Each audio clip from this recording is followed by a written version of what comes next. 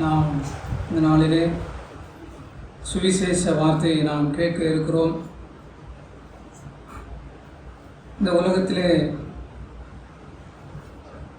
எந்த விதமான எப்பேற்பட்ட மனுஷரையும் மாற்றக்கூடிய சக்தி இந்த சுவிசேஷ வார்த்தைக்கு இருக்கிறது.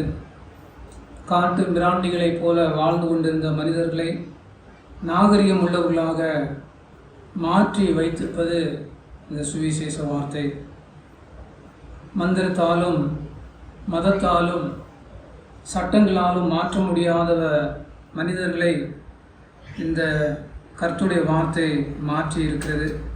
அதற்கு நாம் எல்லாரும் சாட்சிகளாக இருக்கிறோம். நம்முடைய கடந்த கால வாழ்க்கையை எண்ணி பார்க்கும் பொழுது நாம் செய்த செயல்கள் நமக்கே முகம் சுளிக்க வைக்கிறது. இவ்வளவு மோசமானவனாகவா நான் வாழ்ந்தேன் என்று இன்றைக்கு நாம் எண்ணுகிறோம். ஆனால் அன்றைக்கு அதை நாம் இன்பத்தோடே ஆவலோடே நாம் அதை செய்தோம். அதற்கு காரணம் நாம் பாவத்திலே வாழ்ந்தோம். இன்றைக்கு பாவத்தின் மீது ஒரு வெறுப்பு ஏற்படுவதற்கு காரணம் இன்றைக்கு பாவத்திலிருந்து நாம் விடுதலை பெற்றிருக்கிறோம். நம் எல்லாருடைய அனுபவமும் இதுவாக இருக்கும் என்பதிலே சந்தேகமே இல்லை.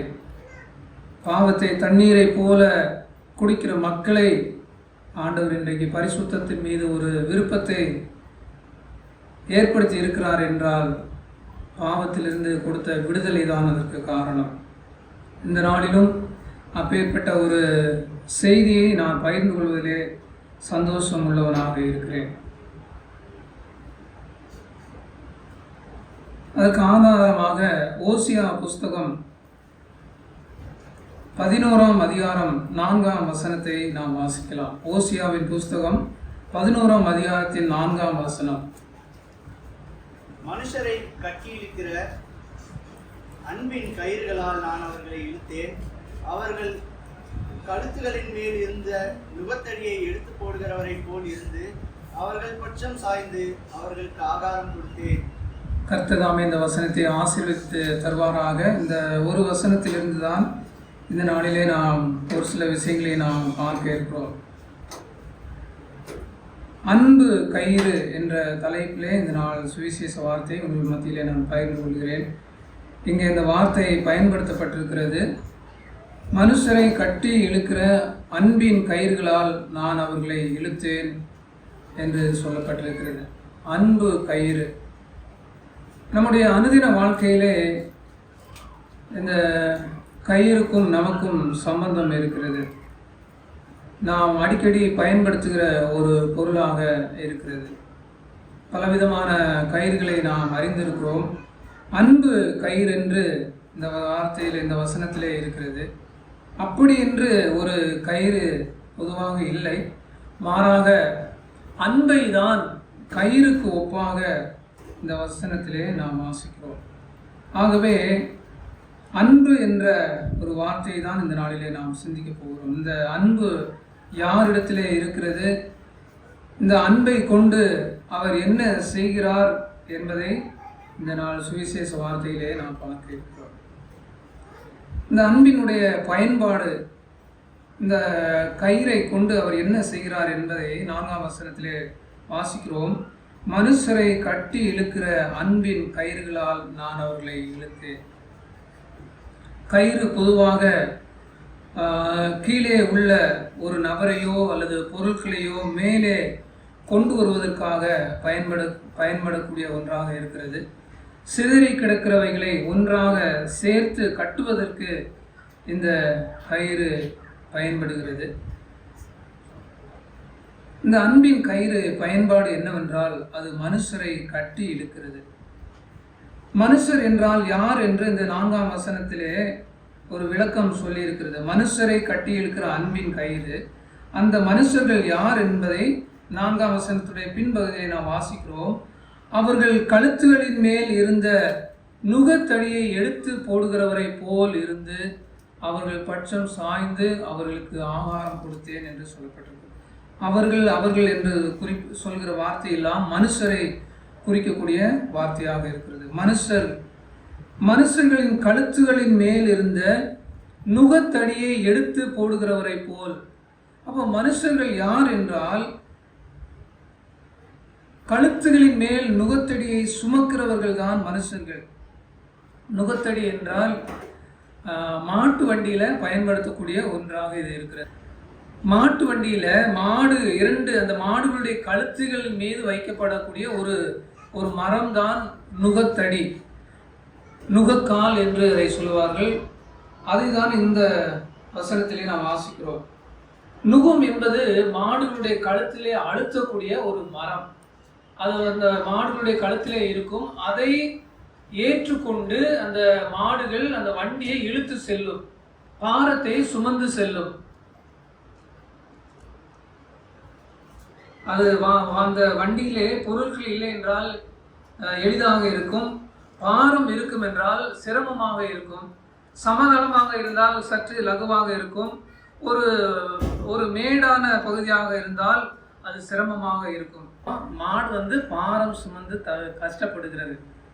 இங்கேயும் கூட மனுஷர்களுடைய கழுத்துகளின் மீது இருந்த நுகத்தடி என்று நாம் வாசிக்கிறோம். மனுஷர்களுடைய கழுத்துகளிலே நுகம் இருக்கிறதாக, பாரம் இருக்கிறதாக இந்த வசனத்திலே நாம் வாசிக்கிறோம். மனுஷன் பலவிதமான பாரங்களை இன்றைக்கு சுமந்து தவிக்கிறவனாக இருக்கிறான்.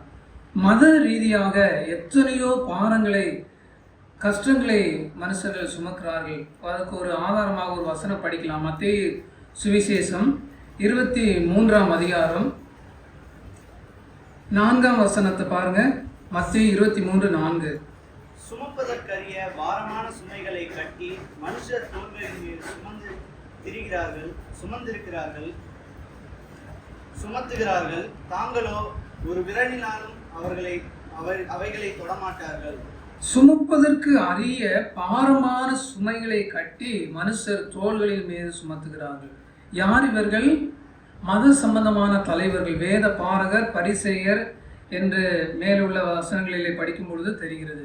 அவர்கள் மத சம்பந்தமாக அதை செய்ய வேண்டும், இதை செய்ய வேண்டும் என்று மனுஷர்கள் செய்வதற்கு கடினமான சுமைகளை கட்டி அவர்கள் தோள்களின் மீது சுமத்துகிறார்கள்.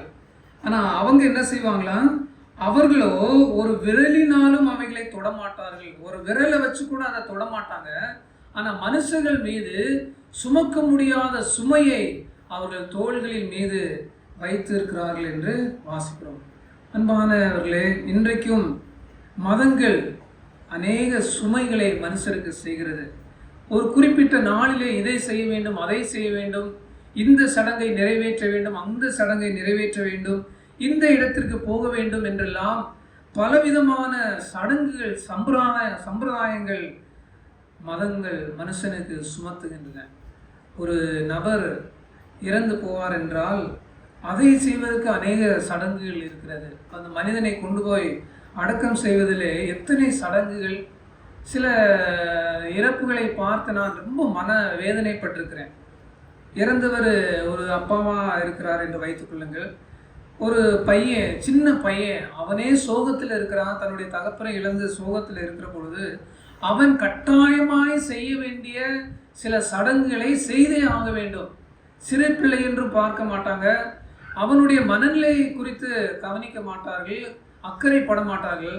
அந்த சடங்கை நிறைவேற்ற வேண்டும் என்று கட்டாயப்படுத்தக்கூடிய நிலைமை இன்றைக்கு மதங்கள் அப்படி மனிதர்களை கட்டாயப்படுத்துகிறது. ஒரு குறிப்பிட்ட நாளிலே நீ இந்த இடத்திற்கு போக வேண்டும், இதை செய்ய வேண்டும், இப்படியெல்லாம் உன்னுடைய உடலை வருத்தி கொள்ள வேண்டும் என்று மனிதனுக்கு மதங்கள் பாரமாக இருக்கிறது, சுமைகளை சுமத்துகிறது. ஆனால் அதை சொல்லுகிற அந்த மத தலைவர்களோ ஒன்றும் செய்ய மாட்டார்கள். அவர்களை விரலின் நுனியிலே கூட ஒன்றையும் செய்ய மாட்டார்கள் என்று நாம் வாசிக்கிறோம். இந்த சுமையை காட்டிலும் மிக கடினமான ஒரு சுமை மனிதன் சுமக்கிற சுமை என்னவென்று நம்ம படிக்கலாம். சங்கீதம் 38:4 பாருங்கள். சங்கீதம் 38:4. எல்லா சுமையை விட இது பாரமான ஒரு சுமையாக இருக்கிறது. என் அக்கிரமங்கள் என் தலைக்கு மேலாக பெருகிட்டு அவைகள் பார சுமையை போல என்னால் தாங்கக்கூடாத பாரமாயிற்று. அங்கே மத சம்பந்தமான சுமையை குறித்து நம்ம படித்தோம். இங்கே ஒரு சுமையை குறித்து நாம் வாசிக்கிறோம். அது என்னவென்றால், என் அக்கிரமங்கள் என் தலைக்கு மேலாக பெருகிட்டு அவைகள் பார சுமையை போல என்னால் தாங்கக்கூடாத பாரமாயிற்று. இங்கே இந்த சங்கீதக்காரன் சொல்வது அவருடைய அக்கிரமங்கள், இன்னொருவருடைய பாரம், இன்னொருவருடைய பாவங்கள் அக்கிரமங்கள் அல்ல, அவருடைய பாவம் அவருடைய அக்கிரமங்கள் எனக்கு சுமையாக மாறிவிட்டது என்றல்ல, என் அக்கிரமங்கள் என் தலைக்கு மேலாக பெருகிற்று, என் அக்கிரமங்கள் பார சுமையை போல என்னால் தாங்கக்கூடாத பாரமாயிற்று என்று நாம் வாசிக்கிறோம். ஆகவே மனுஷன் சுமக்கக்கூடிய எல்லா சுமைகளிலும் பெரும் சுமை மனிதனுடைய பாவ சுமையாக இருக்கிறது. புதிய ஏற்பாட்டில் இன்னொரு வசனத்தை நம்ம படிக்கலாம். நம்ம எல்லாருக்கும் நன்கு தெரிந்த ஒரு வேத பகுதி மத்தேயு சுவிசேஷம் 11ஆம் அதிகாரத்தினுடைய 28வது வசனம். மத்தேயு 11:28. அங்கே இயேசு கிறிஸ்து இந்த வார்த்தை சொல்லுகிறார்.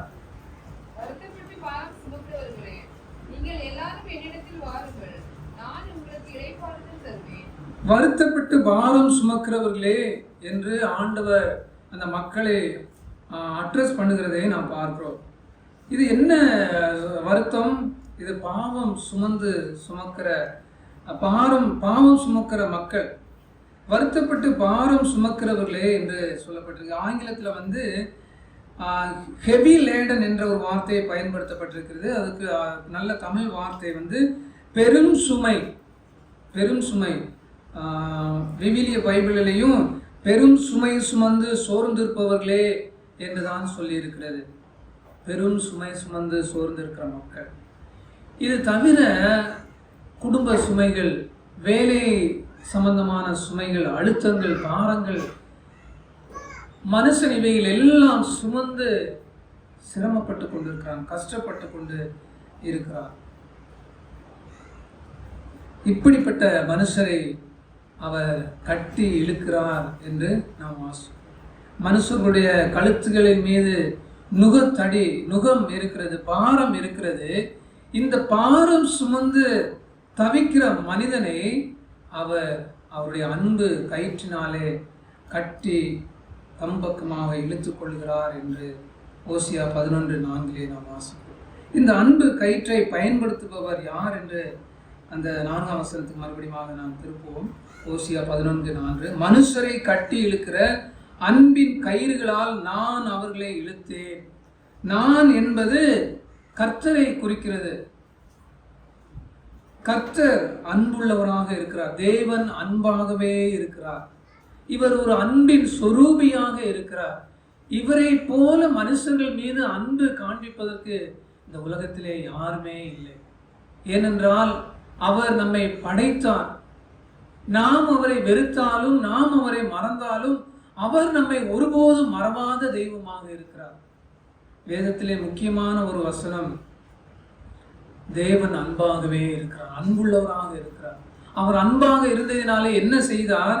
தம்முடைய ஒரே மகன், தம்முடைய ஒரே பேரான குமாரனை உலகத்திலே தந்தருளி இவ்வளவாய் உலகத்தில் அன்பு கூர்ந்தார் என்று நாம் வேதத்திலே வாசிக்கிறோம். அவருடைய அன்பை குறித்து ஒவ்வொரு வாரமும் நாம் தியானிக்கிறோம். அவருடைய அன்பிற்கு அளவு இல்லை. ஆழம், அகலம், உயரம், நீளம் மனுஷனாலே கண்டுபிடிக்கப்பட முடியாத ஒரு அன்பாக இருக்கிறது. அவர் அன்பின் சுரூபியாக, அன்பின் வடிவமாக அவர் இருக்கிறார். இந்த அன்பு, இந்த கயிறை பயன்படுத்துகிறவர் கர்த்தராகிய தெய்வமாக இருக்கிறார். அன்பென்னும் கயிற்றை அவர் பயன்படுத்துகிறார். அதே வசனத்தில் நாம் படிக்கிறோம், மனுஷரை கட்டி இழுக்கிற அன்பின் கயிறுகளால் நான் அவர்களை இழுத்தேன். அவர்கள் என்பது இந்த மனுஷர்கள், கழுத்துகளின் மீது நுகத்தையும் பாரத்தையும் சுமந்து தவிக்கிற மனுஷர்களை அவருடைய அன்பு என்னும் கயிறினாலே அவர் கட்டி இழுக்கிற தெய்வமாக இருக்கிறார். பாவம் என்னும் பாரசுமை சுமந்து சோர்ந்திருப்பவர்களை அவரின் அன்பென்னும் கயிற்றால் கட்டி இழுத்துக் கொள்கிறார். அவர் அன்பின் தெய்வம். அவரை போல மனுஷரின் மீது அன்பு பாராட்டுவதற்கு எவருமே இல்லை. அவருடைய அன்பு வெளிப்பட்ட இடம் கொல்கதா மலை. அன்பு எப்பொழுதுமே ஒரு செயலை செய்கிறது. தேவன் அன்பாக இருக்கிறார், அன்பாக இருக்கிறார் என்று சொல்லி அவர் ஒரு இடத்திலும், மனுஷர்கள் ஒரு இடத்திலும் அல்ல. மனுஷர்கள் மீது அவர் அன்பு வைத்ததினாலே அந்த உன்னதத்தை, பரலோக மகிமையை அவர் விட்டு இந்த மண்ணுலகிற்கு அவர் வந்தார்.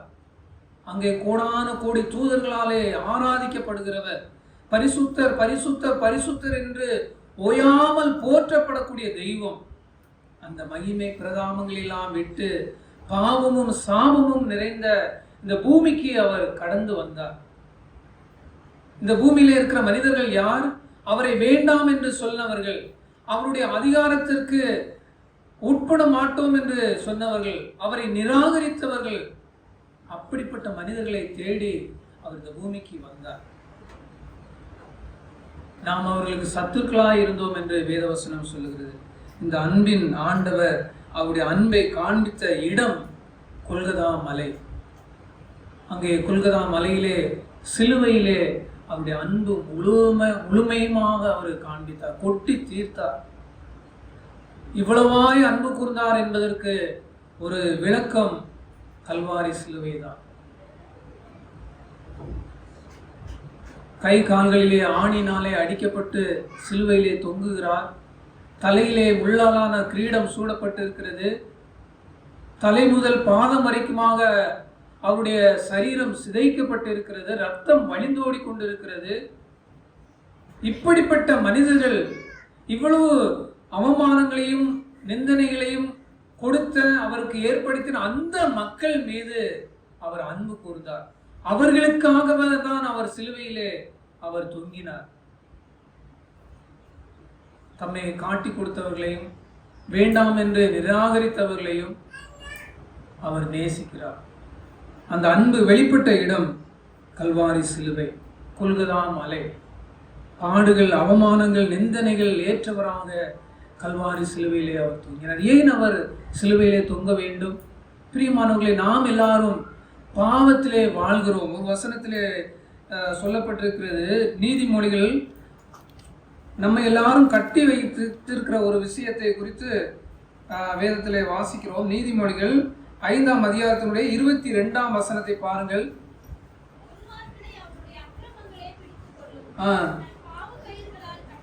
பாவம் என்னும் கயிறினாலே கட்டப்பட்டு இருக்கிற மனிதன் துன்மார்க்கனை அவனுடைய அக்கிரமங்களே பிடித்து கொள்ளும் என்று வேதவசனம் சொல்லுகிறது. பாவத்தினாலும் சாபத்தினாலும் கட்டப்பட்டு இருக்கிற மனுஷனுக்கு ஒரு விடுதலை கொடுப்பதற்காக அன்பின் தெய்வமாகிய இயேசு கிறிஸ்து கல்வாரி சிலுவையிலே அவர் தொங்கினார். விழாவிலே குத்தினார்கள், ரத்தமும் தண்ணீரும் புறப்பட்டு வந்தது என்று நாம் வேதத்திலே நாம் வாசிப்போம். ஏன் அவர் இவ்விதமான பாடுகளை அவர் பட வேண்டும்? ஏன் அவர் இவ்வளவு கஷ்டங்களை சகிக்க வேண்டும்? பாவத்தினாலே எந்த ஒரு மனுஷனும் அந்த நரக ஆக்கினை அடைந்து விடக்கூடாது, அந்த நரகத்திற்கு போய்விடக்கூடாது என்பதற்காக கர்த்தர் அந்த நரகத்தினுடைய முன் அனுபவங்களை அவர் அனுபவித்தார். நரகம் என்பது இருள் சூழ்ந்த ஒரு இடம். கர்த்தராகிய இயேசு கிறிஸ்து 3 மணி நேரம் அவர் இருளுக்குள்ளே இருந்தார். நடுப்பகல் வேளையிலே பூமி எங்கும் அந்தகாரம் உண்டாயிற்று என்று நாம் வாசிக்கிறோம். ஒரு கும் இருட்டு, ஒரு சாதாரண இருட்டு அல்ல, ஒரு கார் இருள் உலகம் எங்கும் சூழ்ந்தது. நரகம் என்பது தாகத்தினாலே தவிக்கக்கூடிய இடம். ஒரு பெரிய ஐஸ்வர்யவான் போய் அந்த நரகத்திலே விழுந்து ஒரு சொட்டு தண்ணீருக்காக ஏங்கினான். ஆபிரகாமுடைய விரலை தண்ணீரிலே தோய்த்து என்னுடைய நாவை குளிர பண்ணும் என்று சொல்லி அவன் வேண்டிக் கொண்டான். கர்த்தராகிய இயேசு கிறிஸ்து கல்வாரி சிலுவையிலே அவர் தாகத்தினாலே தவித்தார். இந்த உலகத்திலே புரண்டு ஓடுகிற நதிகளை எல்லாம் தம்முடைய வார்த்தையினாலே படைத்தவர். ஆறுகளையும் குளங்களையும் நீரூற்றுகளையும் படைத்த தெய்வம் தாகத்திற்கு தவிக்கிறார். தாகமாயிருக்கிறேன் என்று அவர் சொன்னார். நரகம் தாகம் நிறைந்த ஒரு இடம், கதறக்கூடிய இடம், அழுகையும் புலம்பலும் நிறைந்த இடம் என்று வேதத்திலே வாசிக்கிறோம். கர்த்தர் இயேசு கிறிஸ்து தன்னுடைய பிதாவை நோக்கி கதறுகிறார். என் தேவனே, என் தேவனே, ஏன் என்னை கைவிட்டீர் என்று அவர் சிலுவையிலே கதறினார். இந்த அனுபவங்கள் எல்லாமே நாம் பட வேண்டும். இந்த அனுபவங்களினூடே நாம் போக வேண்டும். இவ்வளவு கொடிதான ஒரு நரகத்திற்கு தன்னுடைய கரத்தினாலே படைக்கப்பட்ட எந்த ஒரு மகனும் ஒரு மகளும் போய்விடக் கூடாது என்பதற்காக ஆண்டவராகிய தெய்வம், அந்த அன்பின் உருவானவர் தம்முடைய அன்பை கல்வாரி சிலுவையிலே வெளிப்படுத்தினார். அவரை போல மனிதர்கள் மீது அன்பு காண்பிப்பதற்கு யாருமே இல்லை. தாயினுடைய அன்பு தணிந்து போகலாம், தந்தையினுடைய அன்பு மாறி போகலாம், கணவனுடைய அன்பு, மனைவியினுடைய அன்பு, பெற்றோருடைய அன்பு, பிள்ளைகளுடைய அன்பு, இது எல்லாம் மாறி போய்விடும். மாறாத அன்பு ஆண்டவராகிய இயேசு கிறிஸ்துவுடைய அன்பு. அவர் நாம் என்ன செய்வோம் என்பது நம்முடைய ஆரம்பம் முதல் கடைசி வரைக்கும் அறிந்தவராய் இருந்தும் நம் மீது அவர் அன்பு கூர்ந்தார். தன்னை காட்டி கொடுப்பவர்களே அவர் தெரியும்,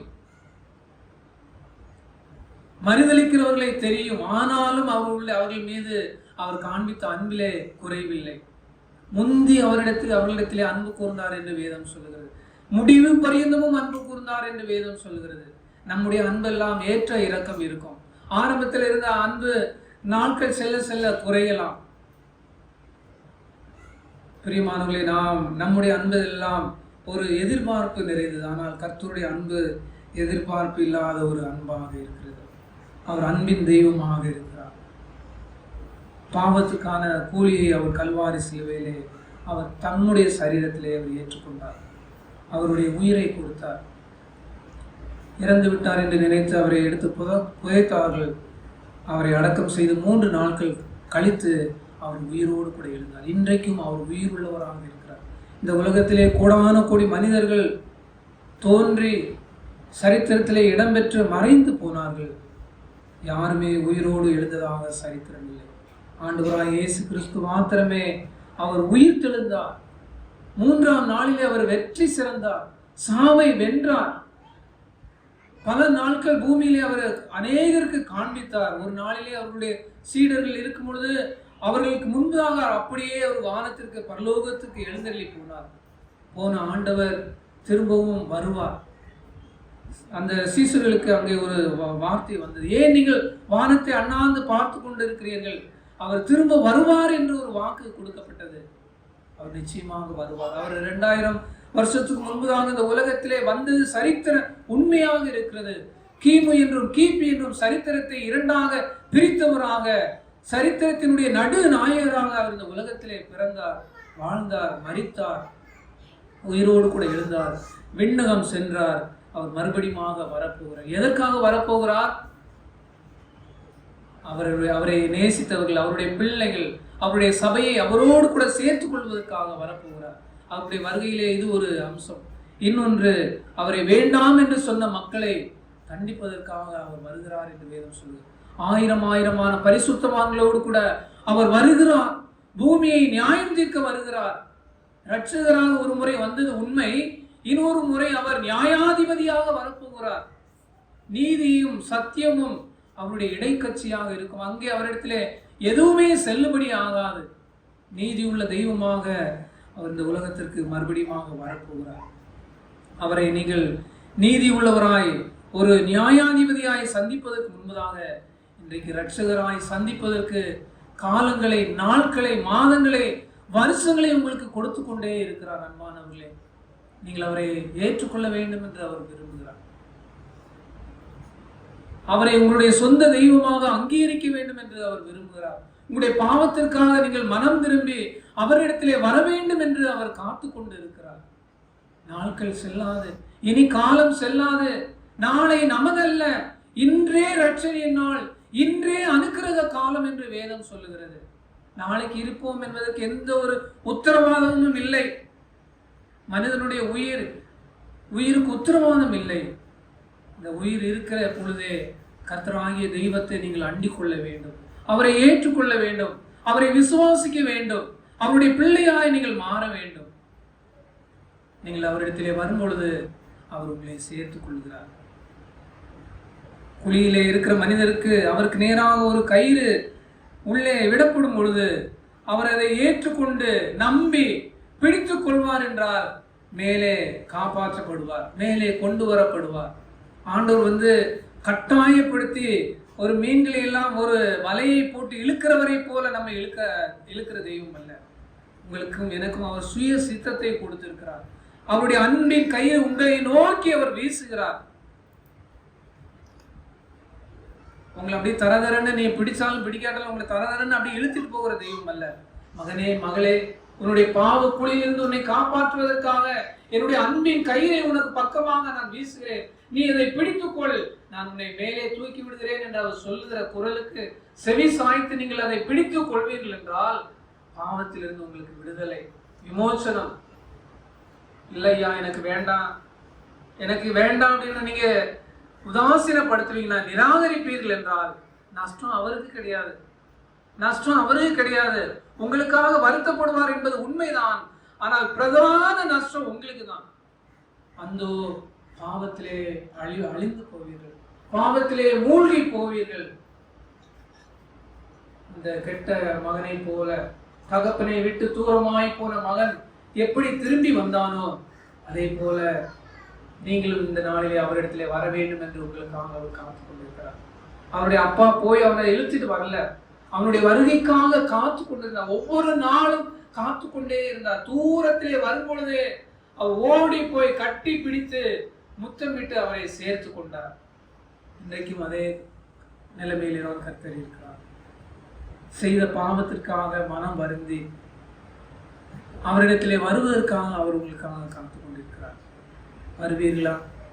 இல்லை இது நாள் அல்ல, இது நேரம் அல்ல, இது எனக்கு அதற்கேற்ற ஒரு சூழ்நிலை அல்ல என்று காலம் தாழ்த்துகிறீர்களா? அன்பின் தெய்வம் உங்களை அழைக்கிறார். நாம் ஜெபத்திற்காக தலைகளை தாழ்த்துவோம். பாவ கயிறுகளாலே மனுஷன் கட்டப்பட்டு இருக்கிறான் என்று வேதம் சொல்லுகிறது. இப்படிப்பட்டு இருக்கிற மனுஷனை விடுதலை செய்வதற்காக, தம்பக்கமாய் சேர்த்துக் கொள்வதற்காக அவர் அன்பென்னும் கயிறை உங்களை நோக்கி அவர் வீசுகிறார். அவர் அன்பை காண்பித்த இடம் அந்த கொல்கதா மலையாக இருக்கிறது. 1000-10000 பேர்களிலும் சிறந்தவர், ஒரு குறையும் இல்லாதவர், ஒரு மாசும் இல்லாதவர், விரும்புகிறதற்கு ஏற்ற ரூபம் இல்லாதவராக, தலை முதல் பாதம் வரைக்குமாக அவர் அடிக்கப்பட்டவராக, இரத்த வெள்ளத்திலே சிலுவையிலே தொங்கினவராக அவர் பாடுகளை பட்டார். ஏன், எதற்காக? ஒரு வார்த்தை சொன்னால் அவர் சிலுவையிலிருந்து இறங்கி வர முடியாதா? அதிகாரம் உள்ள ஆண்டவர் உங்களை மீட்பதற்காக அவர் சிலுவையிலே சென்றார், சிலுவையிலே பாடலை ஏற்றுக்கொண்டார். உங்களை வருந்தி அழைக்கிறார். மகனே, மகளே, என் பக்கமாக வா, உன்னை கட்டியிருக்கிற எப்பேற்பட்ட பாவமா இருந்தாலும் நான் உனக்கு விடுதலை தருகிறேன் என்று ஆண்டவர் சொல்லுகிறார். பாவ பழக்க வழக்கங்களுக்கு அடிமைப்பட்டு கிடக்கிறீர்களா? அப்பா, என்னையால முடியல, எனக்கு உதவி செய்யுங்க, என்னை காப்பாற்றுங்க என்று நீங்கள் அவரிடத்திலே சொல்லுங்க. ஆண்டவர் உங்களை சேர்த்துக் கொள்வார், உங்களுக்கு விடுதலை தருவார், உங்களை மீட்டுக் கொள்வார். இந்த நற்செய்தி, இந்த சுவிசேஷ வார்த்தையை கேட்பதற்கு அடுத்த மாதத்தினுடைய 3வது ஞாயிற்றுக்கிழமை நாம் இங்கே இருப்போமா, இங்கே வருவோமா என்பதற்கு நிச்சயம் இல்லை. அன்பானவர்களே, வாலிப சகோதரனே, சகோதரியே, இந்த நாளிலே உங்களுடைய வாழ்க்கையை நீங்கள் ஆண்டவரிடத்திலே ஒப்பு கொடுப்பீர்களா? ஆண்டவரே, நான் என்னை உம்மிடத்திலே தருகிறேன், என்னுடைய பாவங்களை மன்னித்து என்னை உம்முடைய பிள்ளையாய் ஏற்றுக்கொள்ளும் என்று நீங்கள் அவரிடத்திலே சொல்லுவீர்களா? உங்களுடைய வாழ்க்கையை கர்த்தரிடத்திலே ஒப்புக் கொடுங்கள். அவர் உங்களை ஆசீர்வதிப்பார், உங்களை வழிநடத்துவார்.